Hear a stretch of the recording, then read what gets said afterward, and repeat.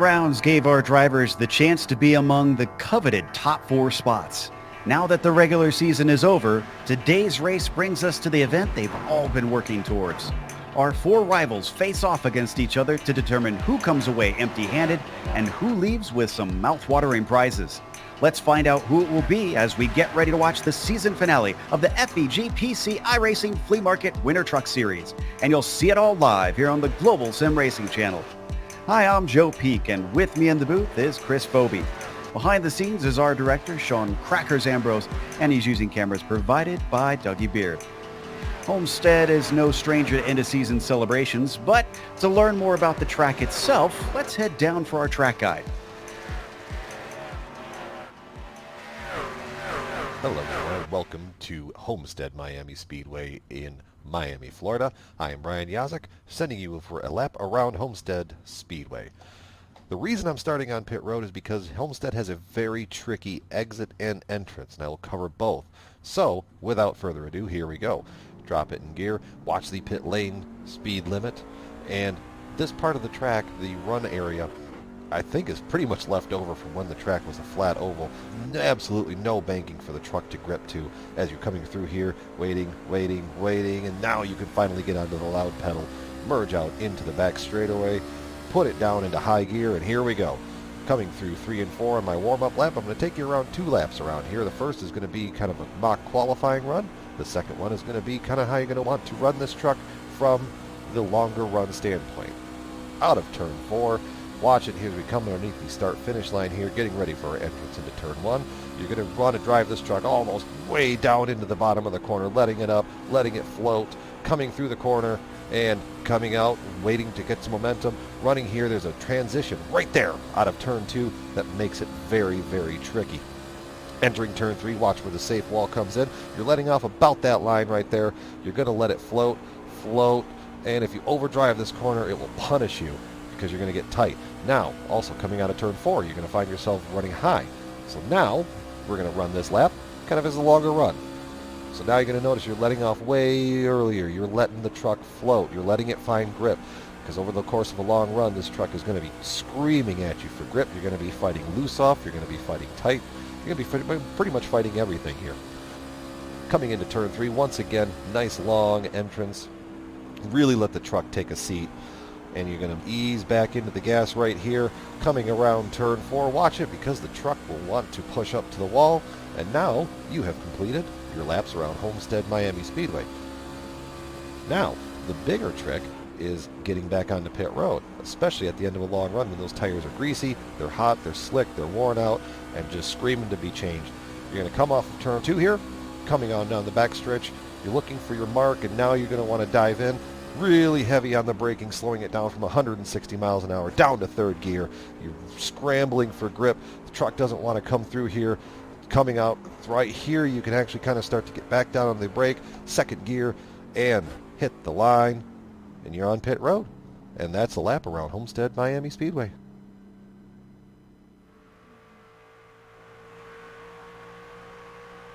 You see a couple laps during the daytime, but we'll be running under the lights tonight here, Chris. So what about the actual physical stats of this place? What are we looking at? Well, this track seems like a little bit of a rarity. It's a 1.5 mile track, but it's actually a true oval, progressively banked corners, 18 to 20 degrees, so that allows for a lot of side-by-side racing in the multiple grooves. It's going to be a very fast race. These guys can carry a lot of speed through the corners in these trucks, so the brake pedal's not going to get much use tonight. And it's going to be a very exciting event here in Homestead, Florida. Yeah, I can't wait because we've got a lot that drivers are going to be earning out there. But before we get to that, let's talk about our sponsor that's giving away many of those prizes. That is FEG PC. FEG PC builds gaming PCs, and they built over 1,300 units for iRacers. Their customers include peak pro drivers Malik and Nicholas Shelton, as well as professional driver coach Enzo Mucci, YouTube top Oval Personality Jason Jacoby, iRacing staff, and a host of other real racing drivers. FEG PCs start as low as $595 and all come with iRacing pre-installed, as well as major third-party apps to make it as plug-and-play as possible. In addition, the company has agreements with most of the top sim equipment companies in the business and can be your one-stop shop for racing cockpits, wheels, pedals, shifters, and much more. You just order, sit at home, and it arrives. All of their computers come with a 3-year back-to-front warranty and free tech support via remote service. FEG PC is a family-owned and operated business and has 10 years of sim racing experience. You can find them at fegpc.net. It's also brought to you by the iRacing Flea Market. iRacing Flea Market is a Facebook page with over 12,000 members buying and selling used and new sim racing products. The link is in the description below. Right now, we've got qualifying going, and drivers will, of course, get 2 laps to try and set a time out here tonight under the lights, try and get a quick one in. Is this a little bit like some of the faster speedways here, Chris, where they are going to be faster on the second lap? I definitely think we could see that. This is, as I kind of mentioned earlier, it's a track where you're not very heavy on the brake pedal, so momentum plays a huge role. So the more you can keep that truck wound up and keep the momentum going, you're going to probably see the lap pick up.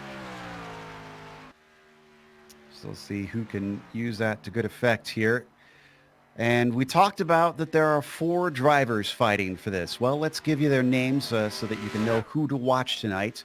We will have 5 on the screen, but it's the top 4 that are eligible for the prizes. And up at the top of them, it is Clint Cox coming into this. Matthew Leet second in points, Kenneth McCullough Jr. third, and tied with Andrew Melvin in fourth.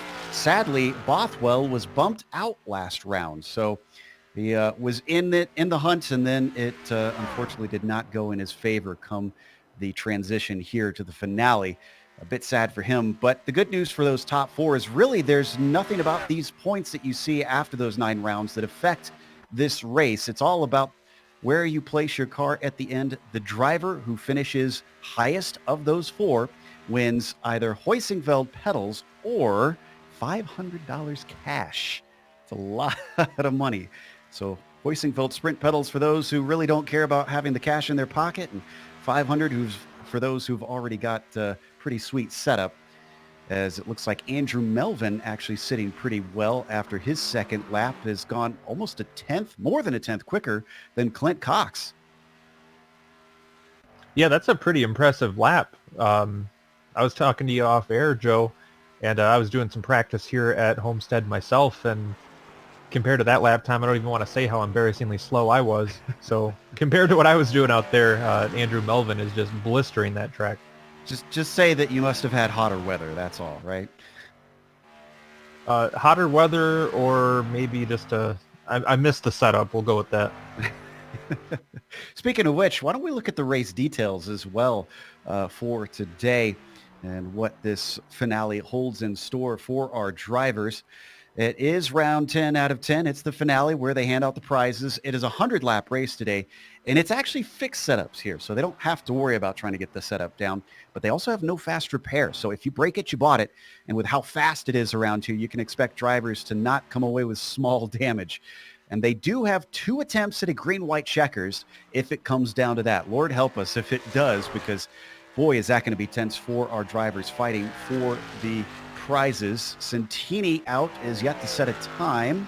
Until now, a 32.260 is going to put him up into 14th. Yeah, it looks like we have Jared Ix on the clocks now. Trying to put in a lap time. Yeah, that's going to put him in a 20th there. Looks like we've got Brandon Bullock out waiting, but he doesn't have enough time with only 15 seconds left here. Santini is going to come across the line. I think be the last one to get a time down. A 32:207, so he goes a little bit quicker, and that gets him up to 8th.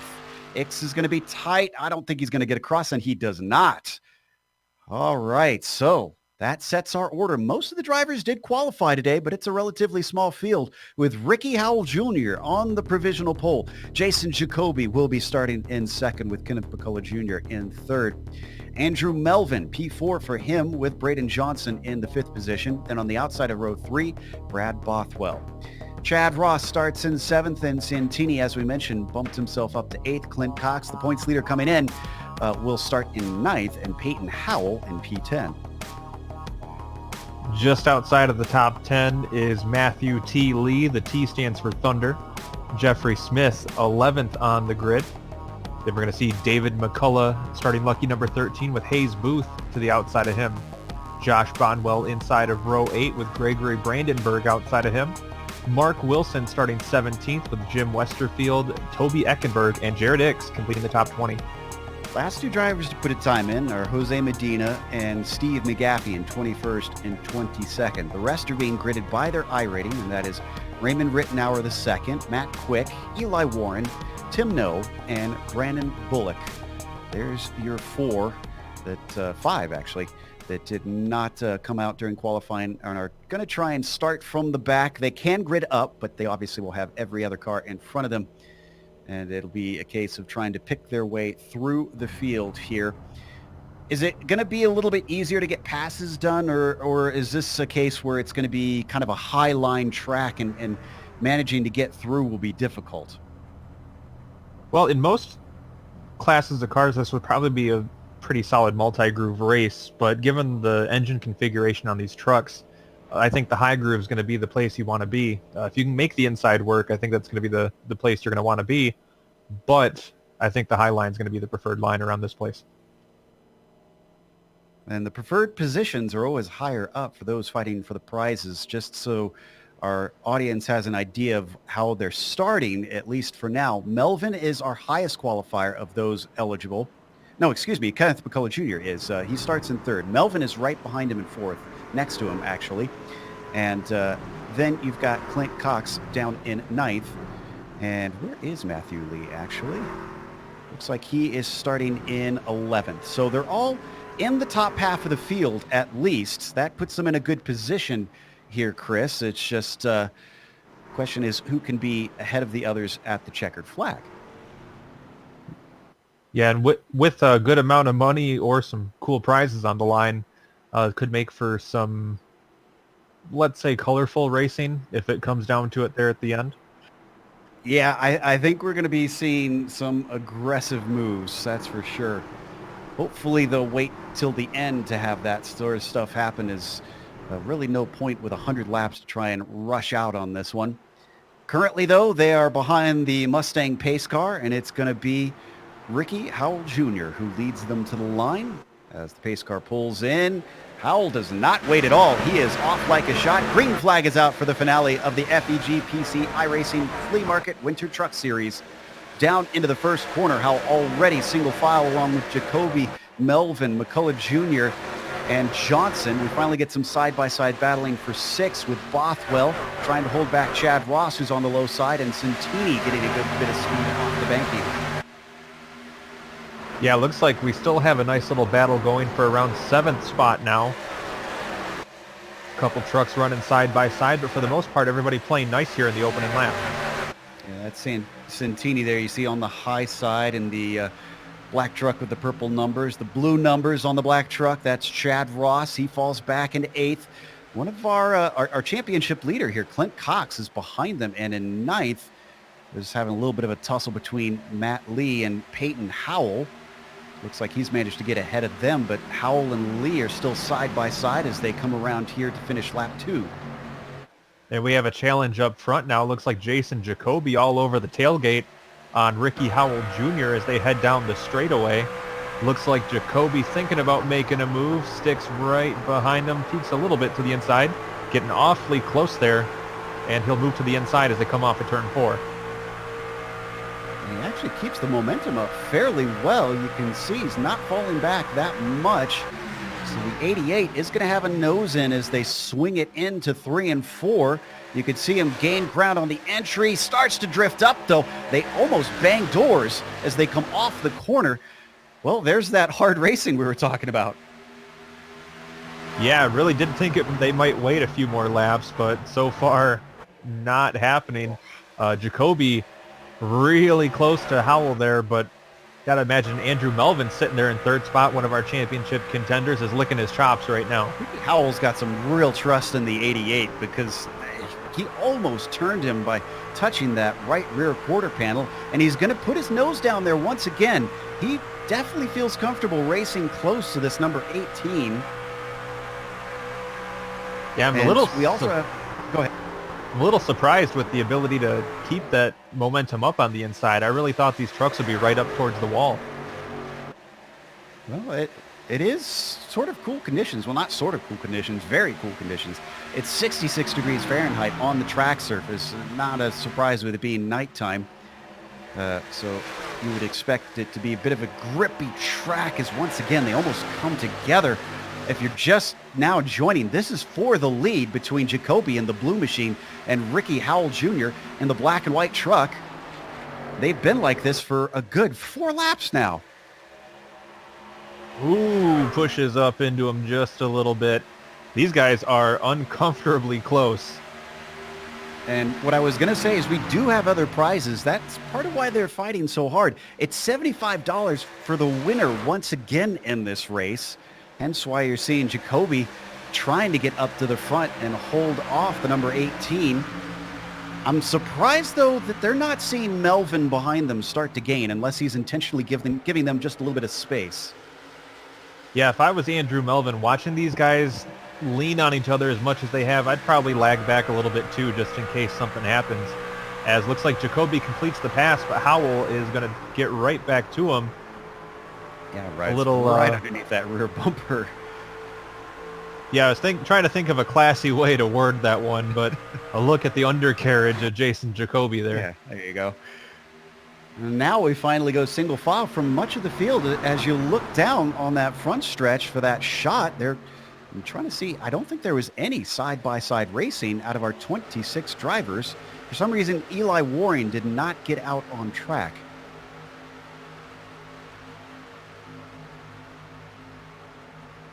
So Jacoby up to the front as now we get some side-by-side action. This looks like this is between the number 19 and looks like Matthew Lee in the 04 there on the low side, and once again nearly drifting up into the truck above him. Peyton Howell running to that red and white pickup.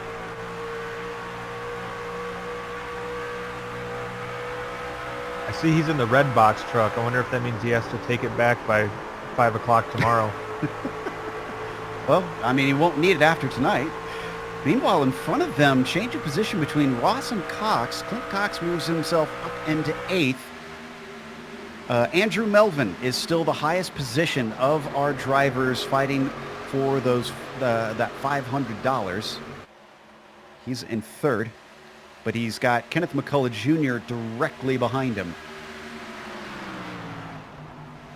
Well, now that things have settled down a little bit, looks like Melvin beginning to creep up on 2nd place of Ricky Howell there a little bit. Now, that's a good point. It almost seems like they were faster when they were side by side, because Melvin's got this down to about just about a quarter of a second, it seems. As he hovers behind, giving chase in that number 37. We ride on board with him. You can see the number 18 just ahead. But cool heads are prevailing once again. I'd say, Chris, that it seems like they've decided to just log some laps and get to where it means something to try and take these positions. Yeah, that's a pretty good point there, Joe. This is a track that also lends itself to long green flag runs.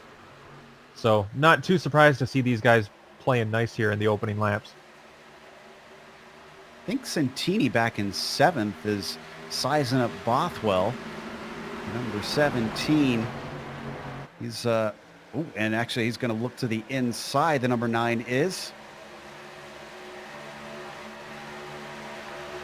There we got him on screen now. Took a little bit of a poke down into 3. They got to remember, they still got Clint Cox directly behind him. And once again, same thing.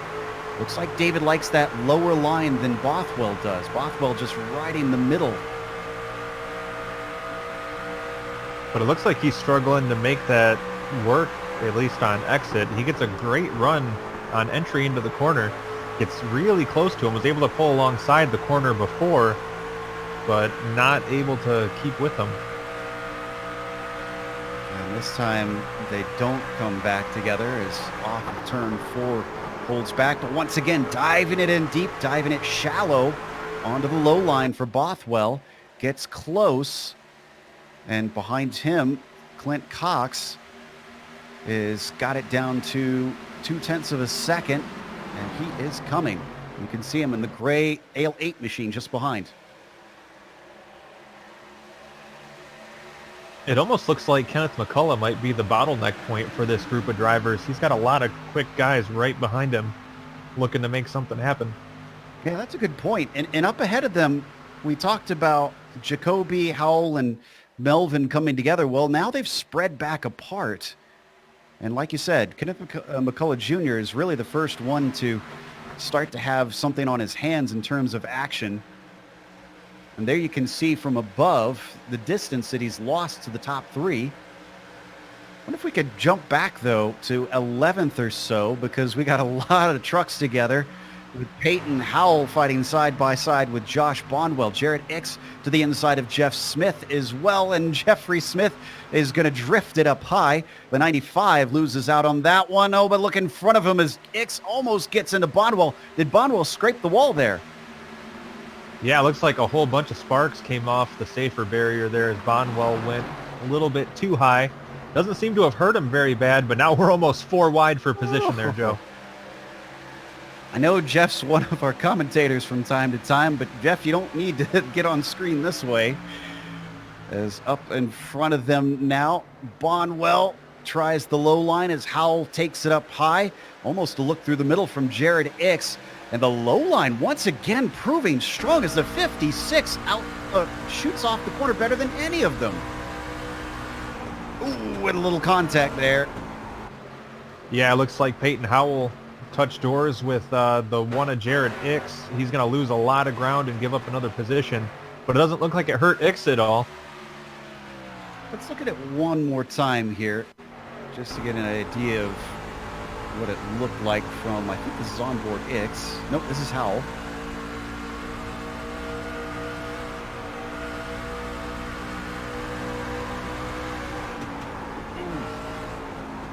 Boy, great heads up. As soon as that happened, he got out of things, made sure he kept control of the vehicle. But Jared Ix has managed to now overtake Josh Bonwell, so Jared now up into 11th position. Yeah, that was a real heads-up move there. It could have been pretty bad, but the 19 thinks better of it, gets out of the way, and gathers it back up. Talked about Kenneth McCullough Jr. He's gotten himself a bit of distance now to the 08 of Johnson. Oh, but behind them, Santini just overtaken by Clint Cox for 7th position. And this is important because Clint's starting to make inroads on Melvin and McCullough Jr., who are the 2 ahead of him, fighting for the $500. You could see more positions lost for Santini as Chad Ross and Matthew Lee also get by now.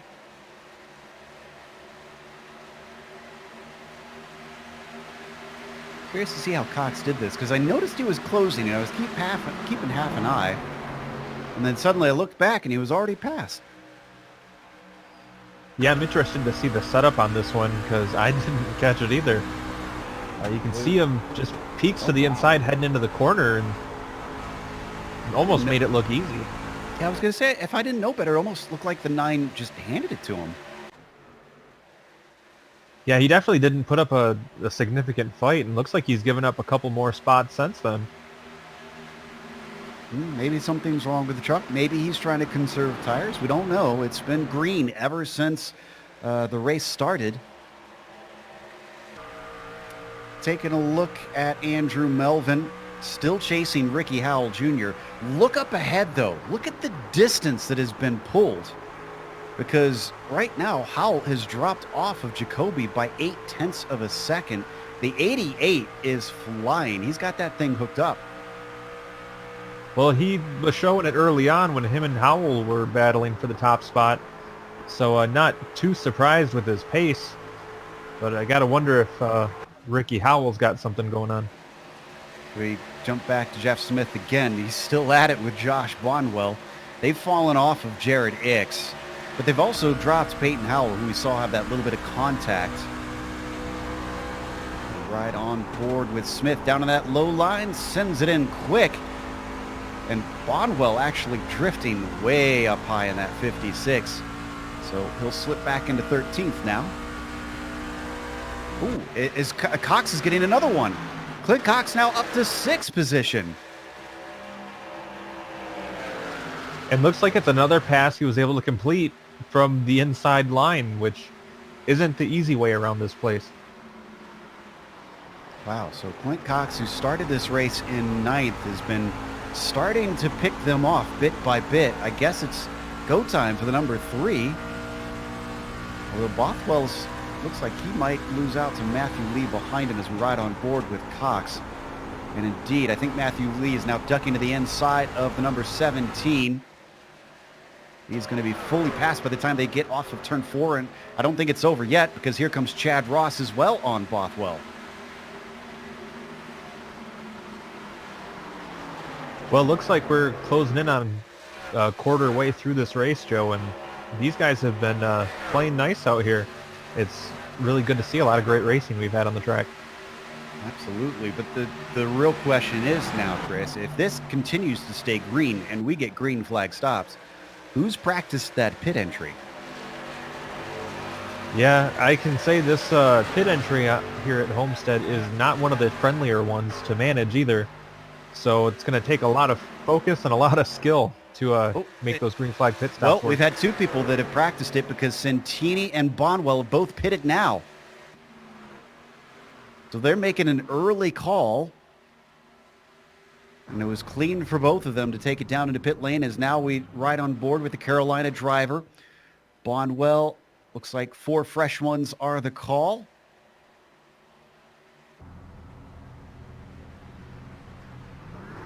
Same thing for David Santini. Off and away goes the 56. Same order as they exit the pits, but they will go a lap down here.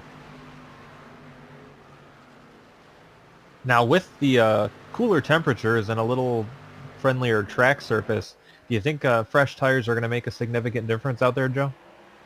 You know, hard to say. I have to admit that I really don't know enough to be able to say if the undercut is going to work.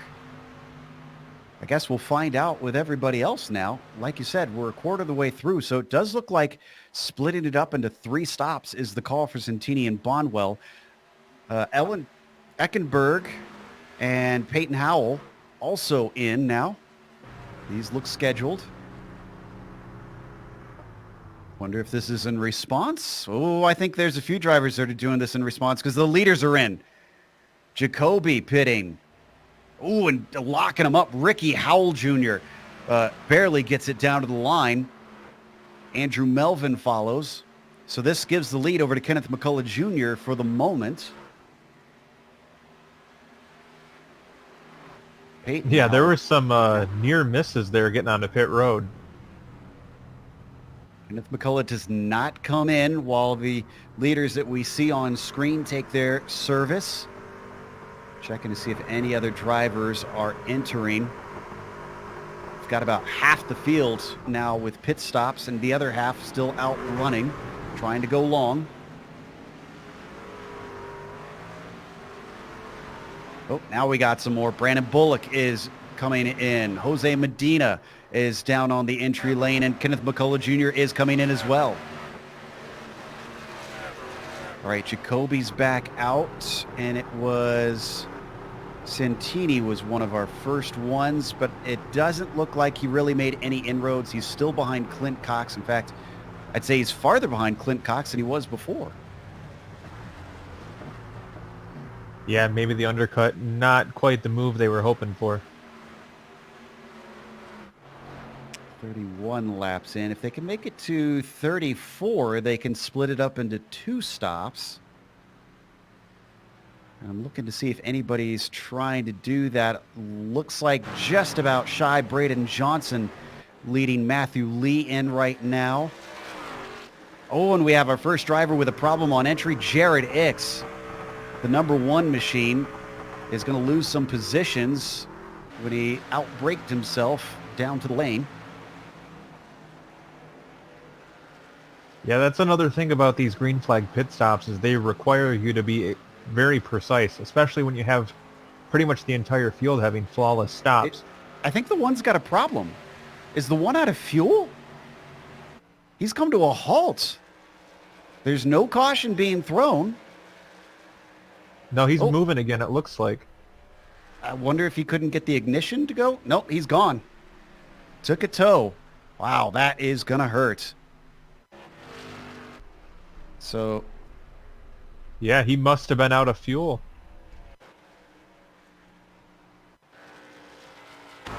here's the incident. Here's him spinning the truck down into the entry. Oh, we can hear it sputtering already. I wonder if that helped knock it loose when he tried to slow it down as well. So that was just a bad situation that went to worse for him. Now we do have one driver still coming in just now, and this will be on lap 34 just starting, and that's Matt Quick, who seems to have saved enough fuel. So where is this going to place him? He was still on the lead lap when he came in. Yeah, it looks like he had a pretty sizable advantage over the cars that had pitted.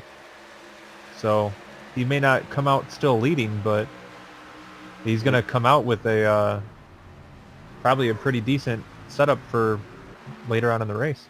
Yeah, and we've seen this before here, Chris, where fuel strategy has won races in this series a number of times. So I wonder if Matt Quick is being forward-thinking and assuming that we're going to get a lot of green flag racing. Jared Ix finally gets going after his tow, but he is 2 laps down, I'm seeing. Probably 3 soon here. Yep, he's going 3 laps down because that is a leader that just went by. In the meantime, battle for 6th place between Matthew Lee and David Bonwell, in the 56. Bonwell, well, he's doing what you expected here. He's riding that high line, but it doesn't seem to be working. Yeah, I'm going to be honest. I expected to see that be the preferential line here today. So now that the first set of stops are done, here's your order. Jacoby leads, and it's by 1.5 seconds over Melvin, who's now moved himself up into 2nd place through those stops. So still the driver as of now who will take the prize. Ricky Howell Jr. sits in 3rd. And then Clint Cox has managed to jump his way up into 4th, the 2nd driver in line if something happens to Melvin now. I'm really curious to see how the strategy plays out for Matt Quick, though. He rejoined the field back in 20th, but I think we could possibly see his name creep back up here towards the end of the race. So I'm looking at the driver who sits worst now, and it's Kenneth McCullough Jr. Now, he was the last one before, but he's fallen all the way back to 9th as we're riding on board with Matt Quick at the moment. So, not sure why McCullough lost something in the pit stop. Sorry, go ahead. Given what happened with Ix, I'm really wondering if maybe Matt Quick saved fuel throughout that whole first run, because he and Ix ran pretty much the same length as far as that first section of the race. But Ix ran out of fuel coming to the pit entry, and Matt Quick seemed to be just fine, and he pitted almost a whole lap later. Yeah, he had to, like I said, he had to have been forward thinking. He seemed to have set his mind on this is how it's going to be as soon as the green dropped. Granted, he's the second to last car on the lead lap right now. Jacoby's just crossing the line as Quick is coming out of turn 2. So Matt's fallen a little behind due to the slower pace, just trying to save that fuel. But he doesn't have to be with the leader. If the leader does an extra stop and Quick does one fewer, we've already seen you lose more than a lap just by pitting.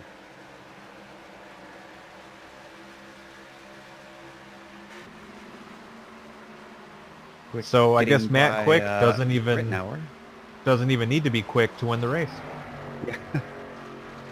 Matt Quick is slow but steady, you're saying? Yeah, that's the gist of it. And I gotta say, his paint scheme reminds me of some experiences I had in college. Yeah, it doesn't ever. We're watching the battle over 8th place right now. This is Kenneth McCullough Jr. getting past Bonwell. So though he fell back in the pit stops, he's starting to come back forward. That is a position just in front of him. Braden Johnson in 7th there in the 08. Once again, Bonwell just keeps drifting up high, and this is fixed setup, so I don't know what's going on here. Would riding high like that save your tires at all, Chris, or? Yeah, I mean, it would a little bit because it's a little more, I'm not good with physics terms, but basically you're putting more pressure on the car to keep it lower on the flatter part of the track, if that phrasing makes sense. So when Less friction? Exactly, that's the word, friction. Words are hard. But yes, you're putting less friction on the tires when you're just kind of rolling it along the top versus steering it to the bottom on the flatter part of the track. It's a less centrifugal force, I think is the word. We'll see if we can get Bill Nye in the booth with us at some point. But as we continue to watch Kenneth McCullough Jr., he's now caught up to the back of Braden Johnson. But they're also catching Brandon Bullock, the lap truck there on the high side that you see. Is this going to cause some of them some compromise? They eventually get around. Santini certainly didn't have a good time as he's slowed down into turn 1. And Braden Johnson says, thank you very much. Don't need a second invitation. Move himself up to 6th. McCullough Jr. moves himself up to 7th. And once again, we see Santini moving backwards.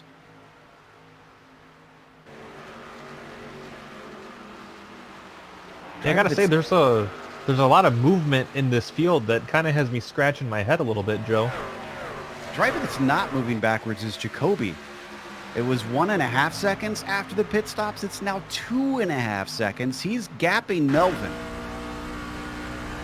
I'm gonna watch, see if Jason's doing anything differently. Maybe somebody who's watching his stream could let us know what the secret is. He's awfully fast. I just wonder, after seeing the way the pit stops played out, if this stays green, I just wonder how solid this strategy of running away from the field is going to work out for him.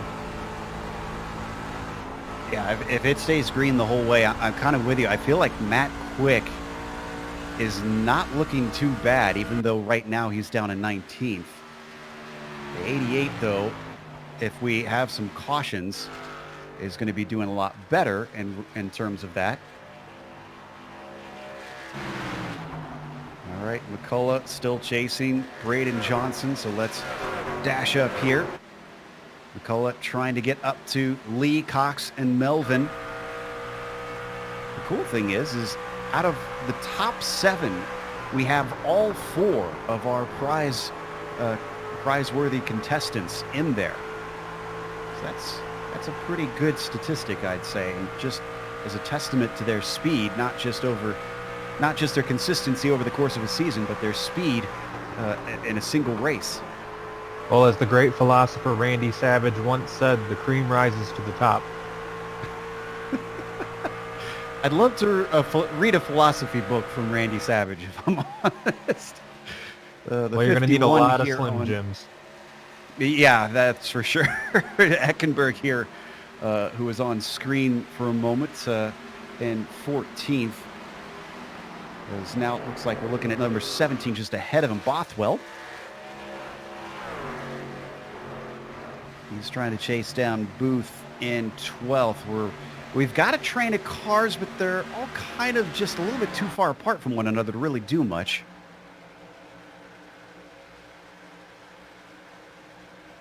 Yeah, the field is getting a bit strung out here. I was just about to say 26 starters, and well, this is an incredibly tame race so far. I shouldn't say that really, because we've had some good action, some drivers that have fought really hard, especially in the opening few laps, but otherwise it's been kind of polite out there. Yeah, this is going to be one of those races that I think is what a couple friends of mine would call thinking man's racing, where you're going to see this come down to strategy probably more so than just raw pace. You know, you have Jason Jacoby out front who's running away from the field and looks very strong, but you have a driver like Matt Quick that's trying to make one less pit stop than everybody else. And you have the mix of the championship contenders all trying to beat one another, but also not beat themselves.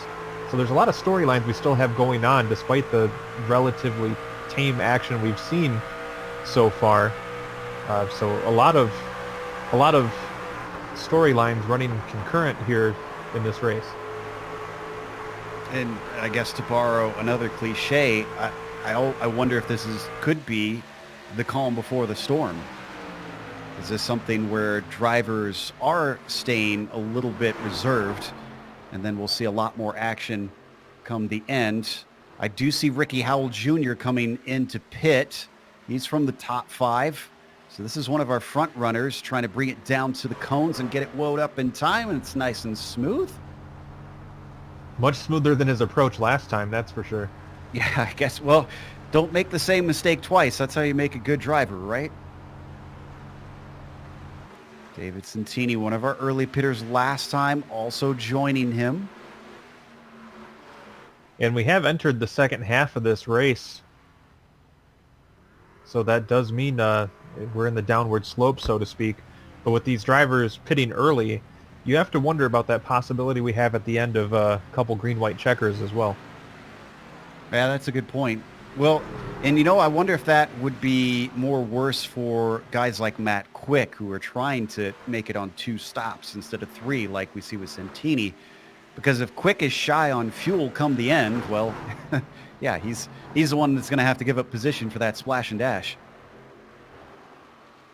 But it doesn't look like he's really put the hammer down too much, so to speak, running back in 15th. As we do have a couple battles on the track, as well as the drivers messing around with the cars or the trucks entering the track, so one of those fun little traffic mixing situations. Yeah, this is the 51 that we're watching. That's just ahead of Quick, Eckenberg, Santini, and Brandenburg.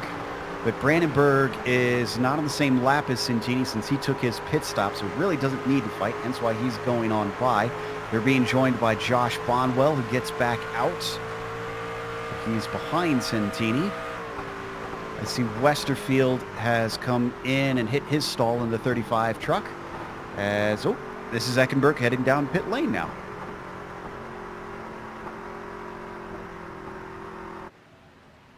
There's Westerfield fires. I kind of thought people would try to run a little bit deeper into this stint before they headed to pit road, but I guess we are hitting halfway right now. So, well, and we're past halfway. It's already lap 54. There's Eckenberg now. Oh, but he didn't quite pull in far enough. So that is going to hurt with that being under green flag stops. At least a second and a half, maybe more on track lost with that moment. Very easy to lose time, but very hard to make it up. More drivers down pit lane. Mark Wilson in. I see Gregory Brandenburg. 77 looking for his stall. Certainly was a little awkward for him to get around Wilson in the 13 there, but he made it stick. All right, so the virus blocker is in. Steve McGaffey finds his way down to his stall, and the number 4 hits his a little bit more accurately. Oh, we might have a caution. Peyton Howell just hit the wall on the backstretch. I'm not sure how this happens. He starts to drift down. And he almost runs into Tim No. Let's look at the replay here. No caution does come out.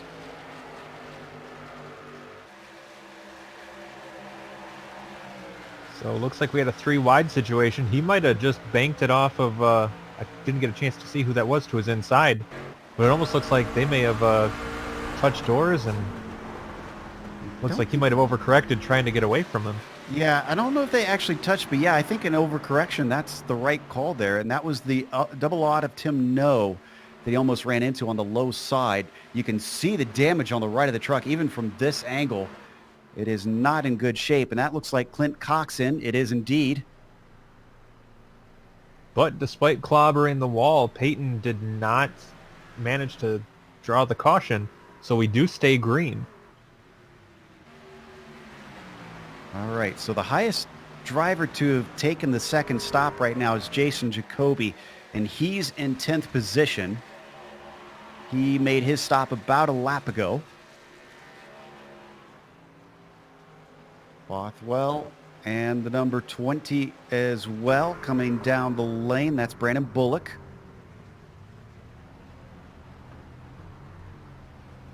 David, oh, wow, had to back up a little bit as well. David McCullough also taking his stop, and the number 8. Well, pit stops this time around have not been nearly as smooth as we saw during the first set of stops. And we haven't had much of a break in there. Other than the last pit stop, the drivers have been going nonstop. So I wonder if they're feeling a little bit of fatigue at this point. Matthew Lee has the temporary lead. McCullough Jr. is behind him in second, but it's about 4 seconds between them currently. So Kenneth has a decent gap up to him. Right on board with the 03.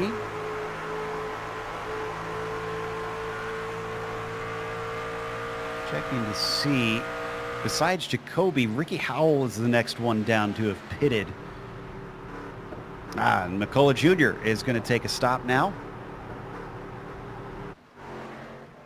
Able to go 61 laps. 5 more laps are needed to get close to the end, and even then you're going to have to save a lot of fuel. And the one that we think is doing that is the number 89. He's actually been bumped up to 5th now. Looking very Dixon-esque here.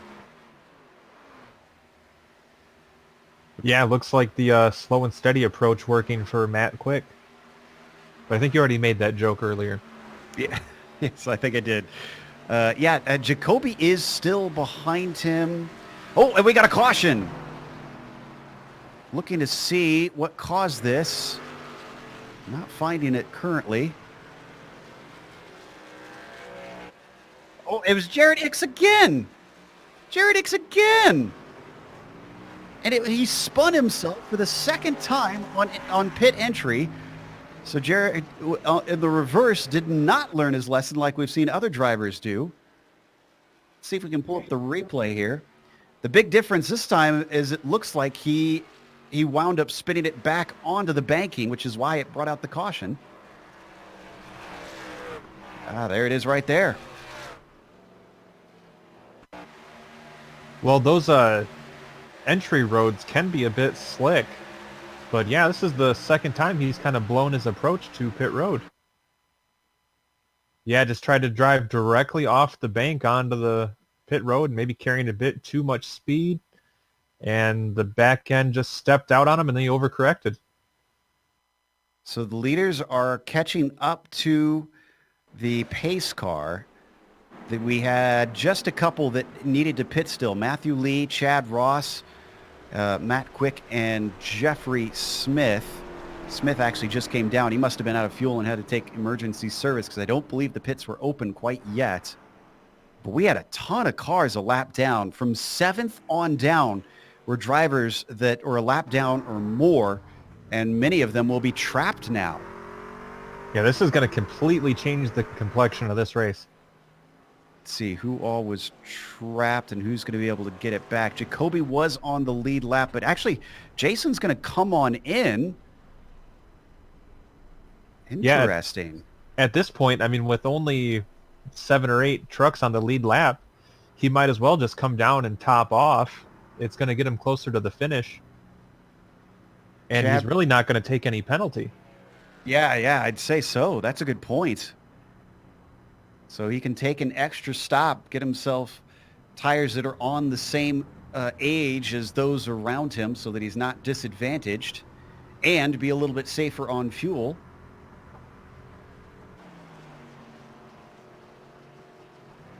Yeah, this race has completely changed now.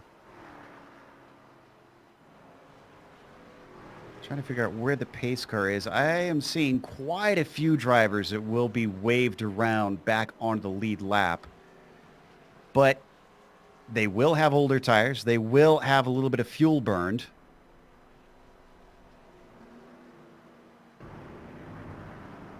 Well, we're going to try and figure this one out pretty soon. But before then, we're going to take a short break. We'll come back after this. Stick around to see how the season finale winds up here in the FEG PC iRacing Flea Market Winter Truck Series.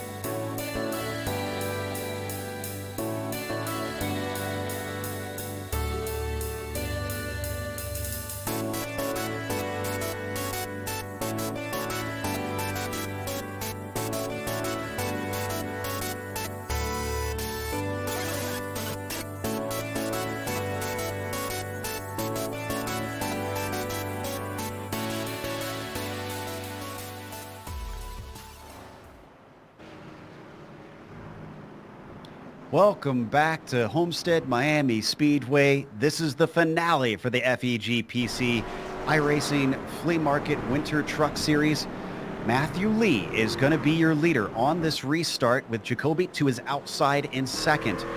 We wondered how many trucks would be trapped a lap down. The answer is 15, but this is one that got some big damage. Andrew Melvin, we didn't catch this on his way into pit lane. He got punted from the back, and you can see he had to get quite a bit of repairs, and it didn't really do much for him, so he is now well down the order. He was up towards the front before, and this is going to certainly make life difficult. But Matthew Lee, now the best position as the green flag comes out to win $500 here tonight, and we have only a third of the race left to go. We have Jason Jacoby in the second spot. He's been bad fast all night, and he's in that second position, and he is digging, trying to get the prize for winning the race tonight. In fact, Matthew Lee has really got nobody else near him of the top drivers that are fighting for those $500 for the championship. As off of turn 4, Jacoby drifting upwards big time. Manages to keep it off the wall. Certainly loses a lot of time to Matthew Lee. Back in fourth. I think this is what we're seeing with the battle. Nope, this is with Clint Cox, it seems. Seventh place driver now managing to overtake David McCullough, who was a lap down vehicle.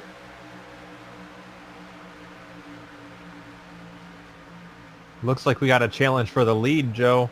As Jacoby almost got into our leader as he pushed up the track there a little bit. This is a carbon copy of the very start of the race. Remember, he did that before. He would take it in low and kind of drift up and nearly get into the other car. This time, though, Matthew Lee gives way and lets him through. I wonder if Lee's thinking big picture. Yeah, with the championship on the line and a fairly good amount of room to breathe over the next closest competitor, which is Clint Cox back in seventh, he might be thinking he can lose the battle to win the war. Absolutely. And it's not just that he's got from second back to seventh. There are multiple lap trucks between them currently, and Cox is still trying to work his way through them. So he's got a lot of physical track between the two of them. He is sitting pretty right now as Matthew Lee.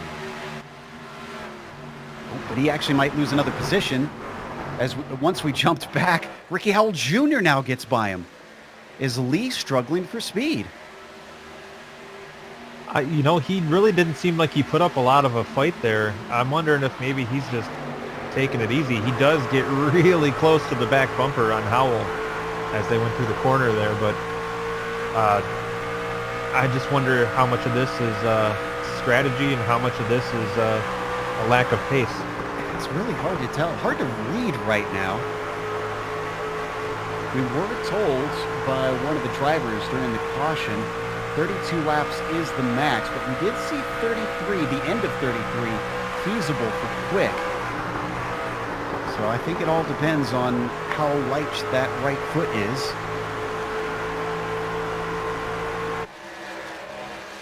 Tenth place between Booth and Bonwell being contested.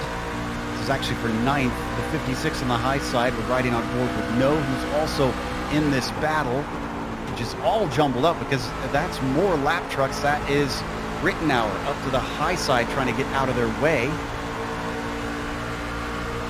Well, we did kind of touch on this with this last half of the race. Everybody's getting a little more dicey. And the fact we just had that caution that bunched everybody back up. These guys are getting awfully sporty and, I dare say, chippy out there, Joe.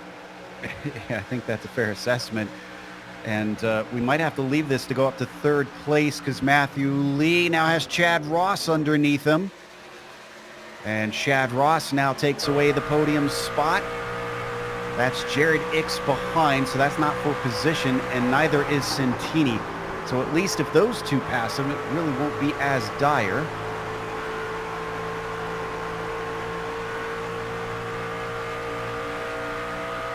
Ooh, we got some action back in ninth as well.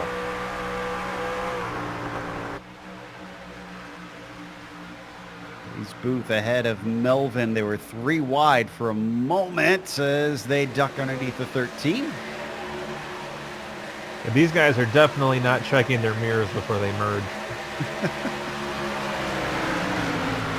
But even with that damage to the back panel there, it looks like Andrew Melvin is still beginning to make his way back up through the field after spending some extra time on pit road. So interesting to see how he races for his championship here. I was just about to say it's slowed him down a little bit, but at least not too much because Kenneth McCullough Jr. is only 2 positions up from him. Hayes Booth being the only one separating. Booth is the 5 that you see right in front of our windshield now. Great run down the front stretch there from Andrew Melvin, but couldn't do anything with it now that they swing it into 1 and 2. Gonna stay low on the back stretch, hoping he can do something with that. But it's not to be quite yet. Wow, there was a little bit of a touch on entry, though. 5 got the message, and he's pulling out of the way. Yeah, that was a little bit of a love tap. Levin's racing, right? see, we've got 23 laps left to go now, with the driver the best on fuel being Andrew Melvin, it seems. When he went in and took his repairs, that was 11 laps ago. 11 plus 22, 23. Ooh, you know, Andrew Melvin, if Andrew Melvin paces himself, he could get to the end without a stop. Everybody else would not be able to. Well, that extra pit stop might have helped him out. It really did. I mean, as long as he topped off on that stop, he could get to the end. It's going to be extremely marginal for anybody else to save enough fuel. They'd have to go very slow to make it. These two don't seem to be going slow at all. Ricky Howell Jr., who still holds second place, but now Chad Ross, ever since he got by Lee, has set his sights on the number 18. Yeah, Chad Ross has looked really sporty since we got back to green. Wouldn't be surprised if he could get this. He's continued to close down even since we put the cameras on here. Down to 1/10 of a second now. Yeah, there's barely room for another truck in between those two. He now looks to the inside as they head down the straightaway. Might be thinking about making a move into turn one. Doesn't quite have it. Stays in line. Rides just about half a lane up from that number 18, but now they switch around to lower exit for the number 38. Maybe experimenting here, trying to see what works better compared to that machine for Howell ahead of him. Yeah, again, just half a line off.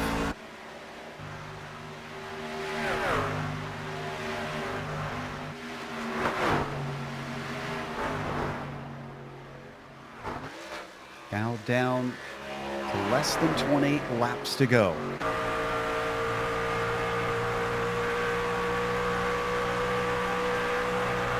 I did see, I believe it was it Bonwell? Yeah, I believe it was Bonwell that came in and pitted. He's a lap down now, so he's already taken his last stop and can go to the end. But if he has a caution, he's going to be greatly disadvantaged. He'll be trapped a lap down, and he'll be on older tires. Kenneth McCullough Jr. has been caught by Melvin. Wow. And there was about a second and a half difference between them before. Even with it, he must have knocked some weight off that truck. Look at him. He's quite a bit quicker than the 03. Yeah, Melvin is a man on a mission. I think that's playing a huge role in it. He's got a championship on the line. He's got places to be, and he's wasting no time getting there. But so does McCullough Jr. Remember, he's one of the top four here, and he just got past like he was standing still. He nearly hit the wall out of four as he had to take evasive maneuvers when the 37 drifted up. Well, you know, one other aspect is you look at the damage on the back of the 37. Sometimes when some drivers get tangled up like that, they kind of flip a switch, and an angry driver is sometimes a faster driver. So it could just be that maybe Melvin getting tangled up going to pit road, maybe flip the switch and he's driving with a purpose, so to speak. Boy, I wish getting angry made me faster. I'd be a very quick driver. So we ride on board now with Jeff Smith ahead of Clint Cox.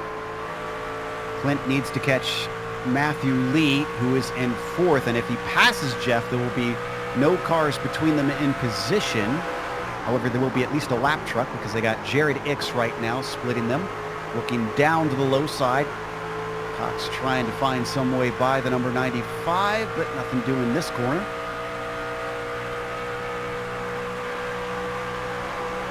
Yet another stop. Looks like Gregory Brandenburg has now got enough fuel to get to the end.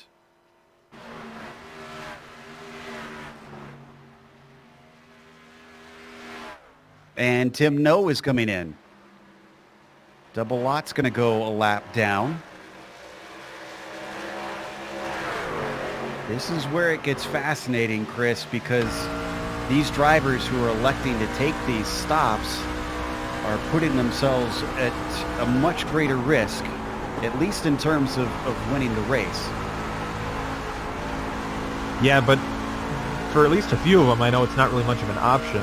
I think they had to pit either way, but the way the caution played out and the way the rest of this race could play out leaves a lot on the table. Also, did somebody at AL8 like just super buy into this race? A lot of Kentuckians here. Yeah. It looks like it. I think there's 3 or 4 trucks with AL8 on the hood. All right, next one to be in, I expect, is another AL8 car. Clint Cox is on lap 30. And again, from what we've seen, 33 seems to be the absolute max as Chad Ross comes in from third.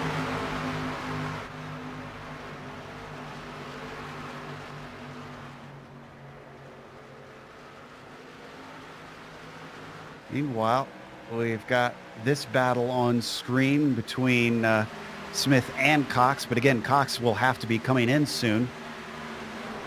Matthew Lee is in front of them, and they've caught him quickly, actually. Lee struggling to be with Ix as Lee maybe trying to save fuel to get to the end. Yeah, he looks awful slow. That'd probably be his safest bet right now, especially knowing that Clint Cox is probably going to be pitting here shortly. Yeah, I get the sense, because if Ix is going by Matthew Lee, Lee has got to be trying to stretch his fuel or something here. And everybody else, and there goes Clint Cox. Because Matthew Lee's on lap 25. It's going to be lap 26 this time across the line.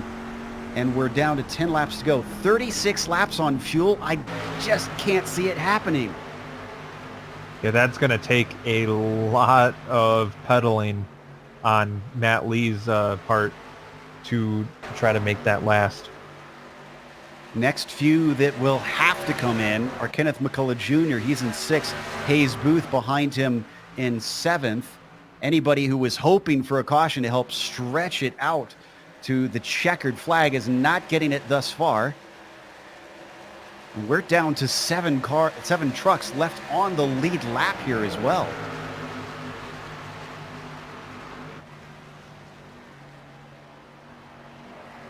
Still a pretty sizable lead for Jason Jacoby right now, almost 4 seconds over Ricky Howell. Matthew Lee still just holding his pace. And Smith riding behind him too. Now Smith has 1 more lap on him than Matthew Lee, so it's going to be even harder. So I wonder, maybe Smith is aware of what's going on here. Maybe he's riding in the slipstream. Pull a little Rossi move. I think that's entirely possible. I mean, you save a little more gas when you're not the one pushing through the air. Ix is going to have to come in. He couldn't make it any farther. See, Kenneth McCullough Jr. and Booth both still going down in 6th and 7th. As we continue to ride on board with Matthew Lee. Lee is our leader of the 4 drivers that are able to win either $500 in cash or a set of Heusinkveld sprint pedals.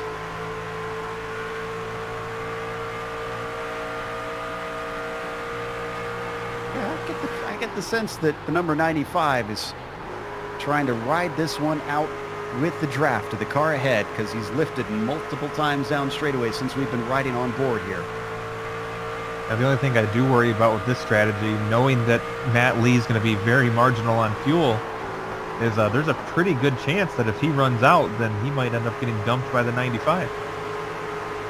Andrew Melvin just blasted by, but he actually came down and pitted, so he's not going to be able to make it to the end. He was our best place to try and stretch his fuel. That's Eckenberg heading down pit lane behind them. Our leader on pit road as well. Yeah, Kenneth McCullough Jr. also in, trying to pick out who is our driver who has managed to pit and get to the end at his highest places. Sounds like as we were riding on board, Lee was clutching the car. For those who don't understand, he's putting the clutch in through the corner just to save that extra little bit of fuel. Jacoby, as we mentioned, is in the pits. And where is he going to come out in terms of those who have pitted? Hayes Booth behind him. I see Chad Ross coming around, getting back onto the lead lap now.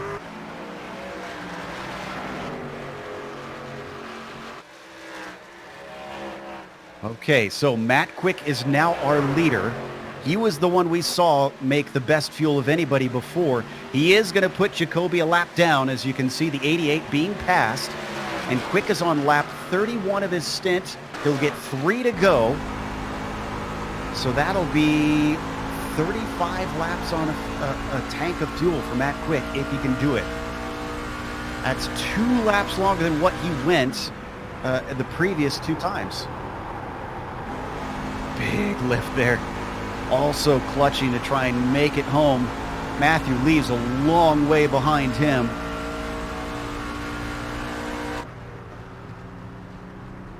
It all comes down to this. Another fuel race for our drivers. How many times have we seen these fuel races this season? Jeffrey Smith could not make it even with the slipstream to help him along. He pits. Does this make down to 4 cars left on the lead lap? And Chad Ross is the highest position who is able to go flat out. The number 38 sits in 4th, and he's 20 seconds behind Matt Quick. Yeah, I am on the edge of my seat right now, wondering if Matt Quick's going to make it.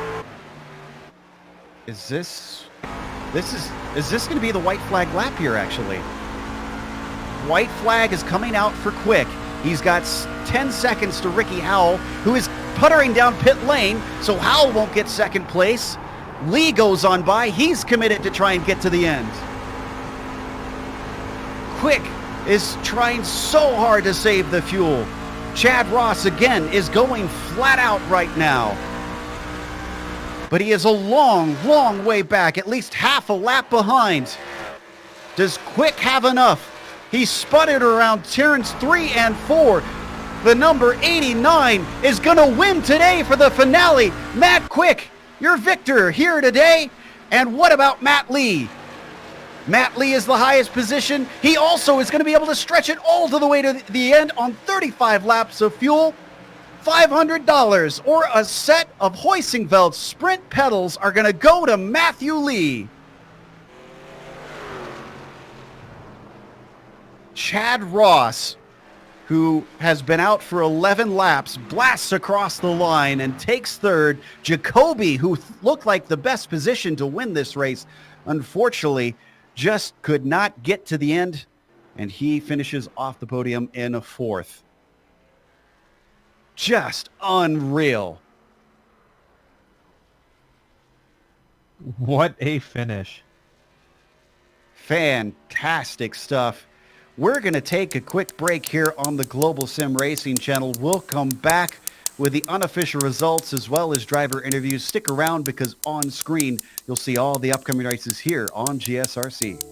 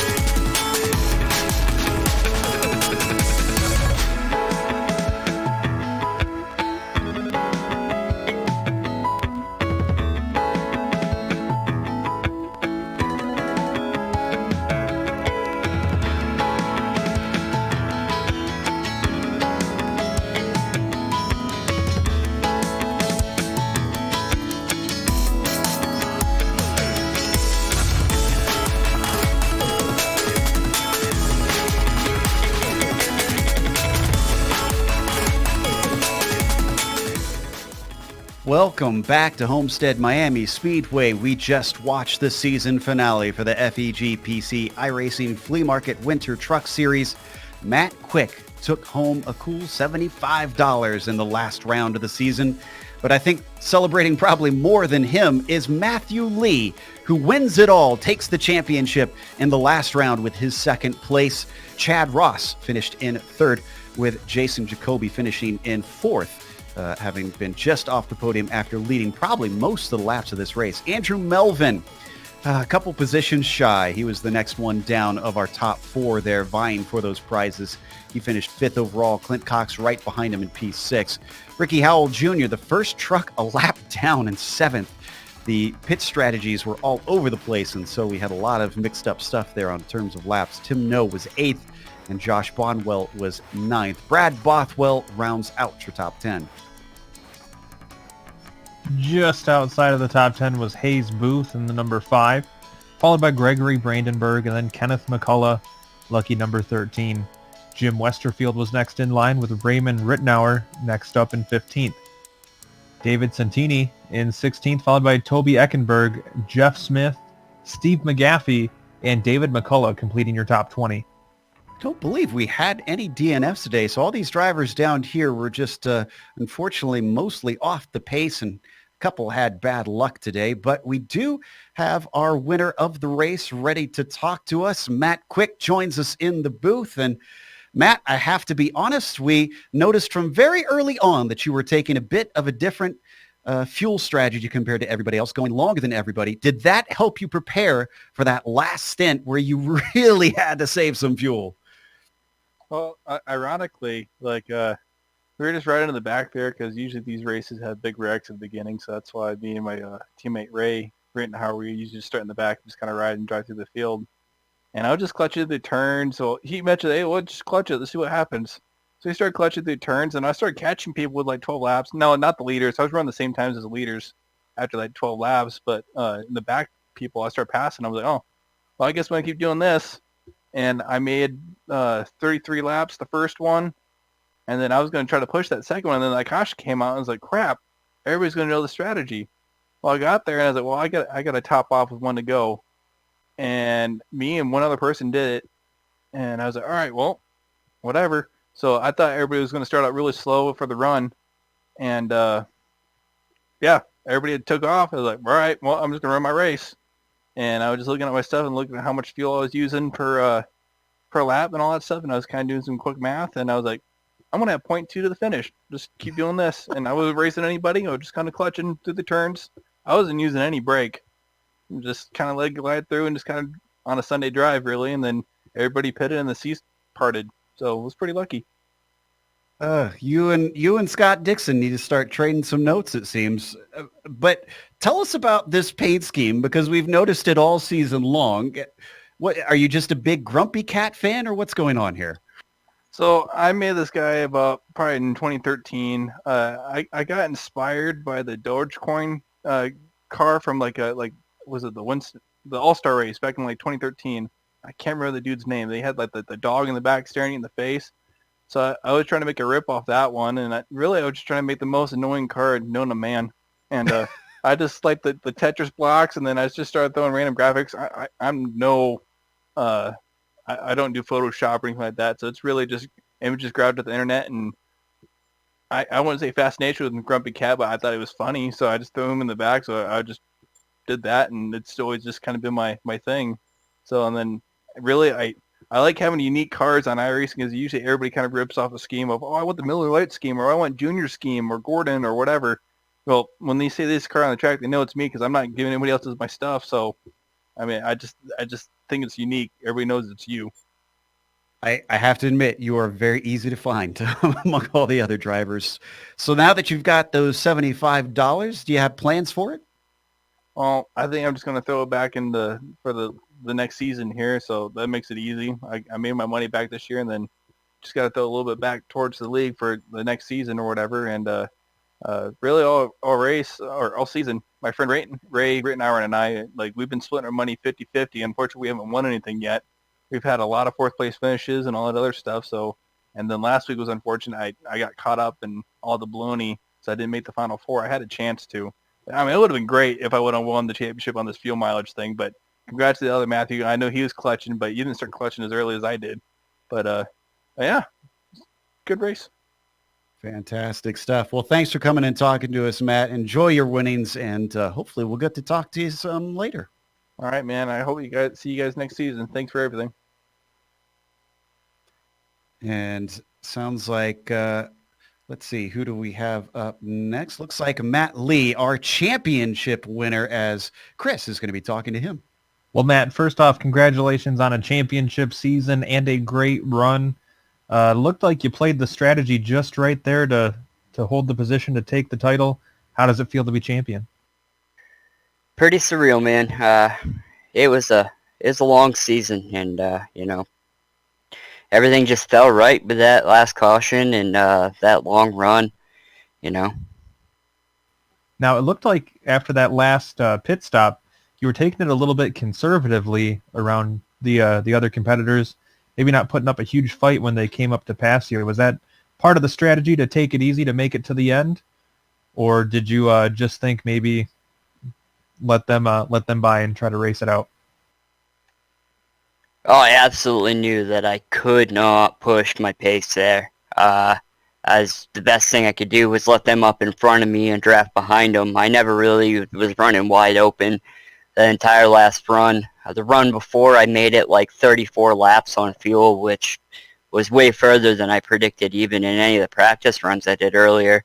The longest I was getting was like 31. So when I got 34 laps that last run before the caution, that's when I realized, I could really push my pace to the end here, or stretch out this run and make it on fuel, which I did. I ran out coming across the line. Well, it looks like you managed it perfectly, and looks like you had a pretty great season to end up in that position. You had a lot of really tough competition throughout this season, and especially this race with the Final Four drivers competing for the title. What do you think of the competition that was stacked up against you? Any words for your fellow competitors in the championship four? Every one of the guys that was in the top four, I knew was going to be there at the end tonight. I mean, those three guys have been there every race. Clint, he's always fast. Andrew is unbelievable here at Homestead. I don't know what it is about this place, but man, you got to watch out for him every time we come here. And Ken just, he pulls it out of somewhere every race. And then, there's everyone else. You got Jared X and, Smith. They're all tough. I mean, everybody in this league is really tough. I mean, it's tough battle every week. Now, the big question that everybody at home is wondering, are you going for the $500 or are you going to take the pedals? I got to go with those pedals. Those are a nice addition to my sim rig for sure. All right. Well, congratulations again, Matt. Looks like you had a really, really good season, and congratulations on the championship, and we hope to see you back next time the league fires up. We'll be here for sure. Thank you guys for broadcasting, and thanks to Jeff over at FEG for putting this on. We couldn't do any of this without him. He does a great job with everything he does for us. All right, and Joe, looks like you've caught up with somebody else here. Yep, we've got Chad Ross with us, the one driver who actually did stop and try to rush back around to win it instead of saving fuel to the end, but all it could net you was third. Chad, were you surprised that drivers were able to stretch it that long? No, not really. I saw really that first run, I saw Matt Quick make it 34, and I couldn't go that long. So my plan was just to run it empty every time, and hopefully, somebody spun getting on pit road or something, and we catch that caution at the right time, which I did, which it worked out. But it ended up working out for those guys too, because that caution ended up lining up right, with the pit window anyway, and they were able to stretch it. So I'm glad I just finally got top three here in my first one. And first time talking to you guys instead of you guys talking about how I got caught up in the big one. So it's a lot better off. Yeah, that's got to feel good. So, well, that means you're ending things on a pretty good note, finally getting yourself a podium finish. We're going to talk about the next season here pretty soon. Will you be back, and does that mean you might be trying to go for wins next time? Well, yeah, I'm definitely signing up for his yearly season. I really appreciate what Jeff puts on for us. And, normally my strategy is usually riding the back the first half and try to dodge the wrecks, but then, and then try to come up. But I always get caught up in the wrecks anyway. So I thought for this one, it's just one of my best tracks. I figured I'm going to qualify and try to go for it. And it turned out pretty decent. So maybe I'll keep that strategy going forward. Makes sense with you hailing from Club Florida. Makes this something of a home track? Well, thanks for coming and talking to us. We're glad you finally got to talk to us, and here's hoping for some more good results next season. Hey, thanks a lot, and really appreciate you guys broadcasting. You guys do a great job. I sit here and watch the broadcast as I'm racing every time. Oh, thanks, Chad.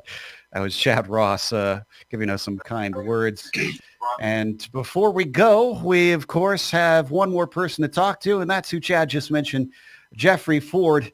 Jeff, we just talked a little bit about last season. We're going to pull up a little bit of information about that. Do you want to tell us some more? Yeah. First thing, I do want to say thank you to all the drivers who came out for 2019's winter season here. Bled a little into 2020. It was a fantastic season. How about that race tonight, guys? So, man, I was pumped to see this race here. But, yeah, let's talk about the next season.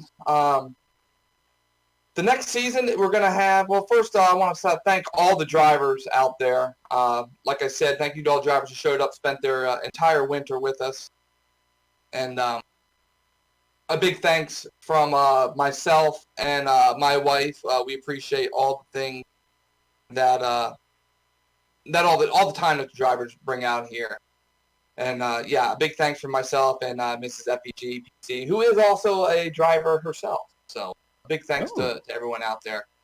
Now, as far as my next season coming up here, the FEG PC Monday Night Big Money Series, it starts February 17th.